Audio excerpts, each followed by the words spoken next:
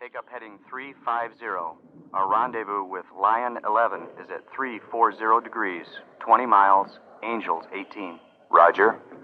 God, it was a sparkler of a day. The deep shining blue of the Tonkin Gulf intensified the more ethereal blue of the Southeast Asian sky.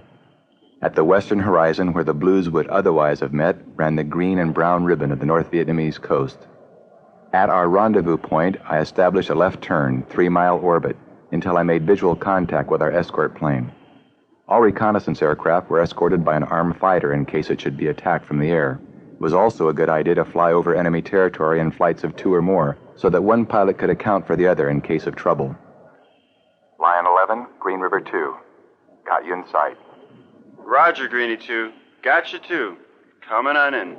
Our escort slowly slid into position just off the port wing, then crossed onto the starboard side, and we headed off toward the Than Hoa Bridge. The mission went like clockwork.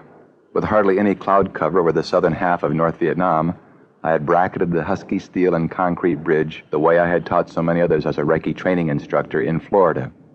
The targets near Vin City were less distinct, but I was sure of the coverage with my panoramic horizon-to-horizon camera. There wasn't any opportunity to brief Lion 11 about the Vin City assignment because of mission security and radio security, but he stuck close in, and I figured I could explain it to him over a cup of coffee in the ready room afterwards. Or, what the hell, I could buy him a drink in Hong Kong. Although I didn't see any flak, I jinked frequently during the entire time I was over land, changing directions slightly with high G turns, often enough to make it difficult for any gunners to track me. Still jinking, our 2 aircraft headed back toward the coast. And then it happened. I could feel the hit. Bam! Just like that. It happened so fast, no flak, no tracers, no warning. After the hit, there was a slight vibration in the aft part of the plane.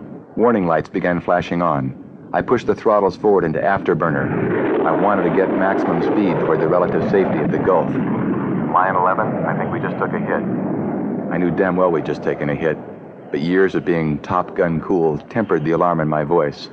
Any second now, Bob would be giving me the heading back to the ship. Suddenly, the plane lurched and rolled downward to the left. Red warning lights flashed on and off. No hydraulic pressure. I couldn't budge the controls. Still rolling, I tried to muscle the control stick. Nothing. No control. We picked up more speed now and rolled more rapidly. Sky, land, sky, land. Mayday, mayday, mayday. The nose dropped lower as the roll continued. Speed, 680 and building. Red lights still flashing. No more sky now, just the blue Gulf spinning ahead of us and rushing closer. Bob, eject. Bob, eject. Eject. Eject.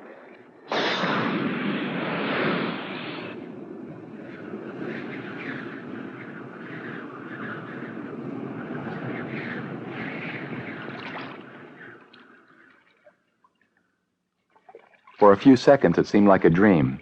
The salt water made my face and hands sting terribly. Unconsciously, I had released my parachute from the harness, but the shroud lines were still wrapped tightly around my right foot. The chute threatened to pull me down beneath the surface. I struggled and kicked to rid myself of the sinking canopy. Then at last, I did kick it free.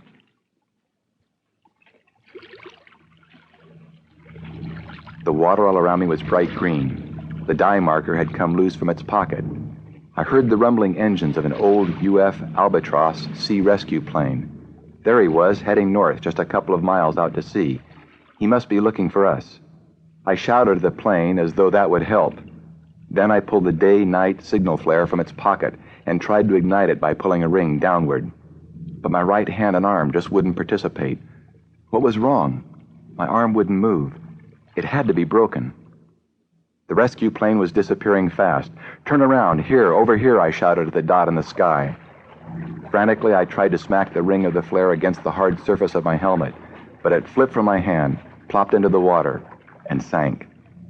Now I suppressed my rising panic. Somehow I resisted the paralysis of anger or shock and moved on toward other possibilities. This was a principle born of training, one that would have to serve me well in the immediate future. But what about Bob Hansen? Had he made it?